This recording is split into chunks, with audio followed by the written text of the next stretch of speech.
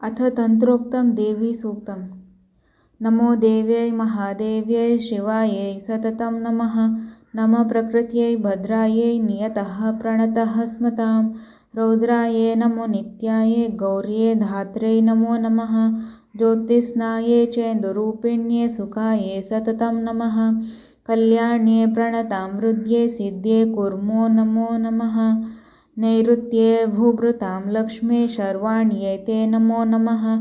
दुर्गायै दुर्गपारायै सारायै सर्वकारिण्यै ख्यात्यै तथैव कृष्णायै धूम्रायै सततं नमः।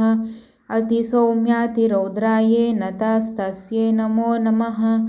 नमो जगत्प्रतिष्ठायै देव्यै कृत्यै नमो नमः। या देवी सर्वभूतेषु विष्णुमायेति शब्दिता नमस्तस्यै नमस्तस्यै नमस्तस्यै नमो नमः। या देवी सर्वभूतेषु चेतनित्यभिधीयते नमस्तस्यै नमस्तस्यै नमस्तस्यै नमो नमः। या देवी सर्वभूतेषु बुद्धिरूपेण संस्थिता नमस्तस्यै नमस्तस्यै नमस्तस्यै नमो नमः। या देवी सर्वभूतेषु निद्रारूपेण संस्थिता नमस्तस्यै नमस्तस्यै नमस्तस्यै नमो नमः। या देवी सर्वभूतेषु क्षुधारूपेण संस्थिता नमस्तस्यै नमस्तस्यै नमस्तस्यै नमो नमः। या देवी सर्वभूतेषु छायारूपेण संस्थिता नमस्तस्यै नमस्तस्यै नमस्तस्यै नमो नमः। या देवी सर्वभूतेषु शक्तिरूपेण संस्थिता नमस्तस्यै नमस्तस्यै नमस्तस्यै नमो नमः। या देवी सर्वभूतेषु तृष्णारूपेण संस्थिता नमस्तस्यै नमस्तस्यै नमस्तस्यै नमो नमः। या देवी सर्वभूतेषु क्षान्तिरूपेण संस्थिता नमस्तस्यै नमस्तस्यै नमस्तस्यै नमो नमः। या देवी सर्वभूतेषु जातिरूपेण संस्थिता नमस्तस्यै नमस्तस्यै नमस्तस्यै नमो नमः।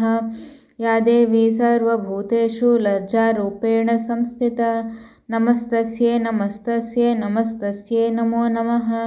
या देवी सर्वभूतेषु शान्तिरूपेण संस्थिता नमस्तस्यै नमस्तस्यै नमस्तस्यै नमो नमः।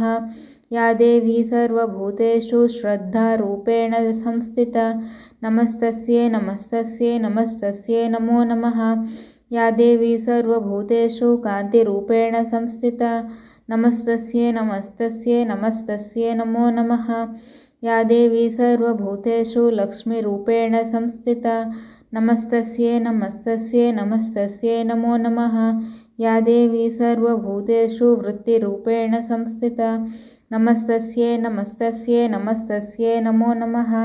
या देवी सर्वभूतेषु स्मृतिरूपेण संस्थिता नमस्तस्यै नमस्तस्यै नमस्तस्यै नमो नमः।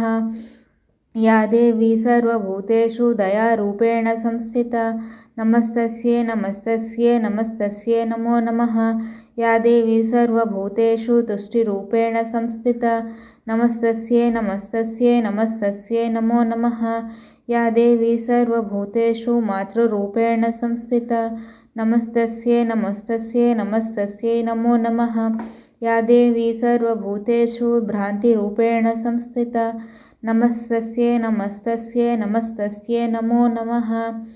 इन्द्रियाणामधिष्ठात्री भूतानां चाखिलेषु या भूतेषु सततं तस्यै व्याप्तिदेव्यै नमो नमः। चितिरूपेण या कृत्स्नमेतद्व्याप्य स्थिता जगत् नमस्तस्यै नमस्तस्यै नमस्तस्यै नमो नमः।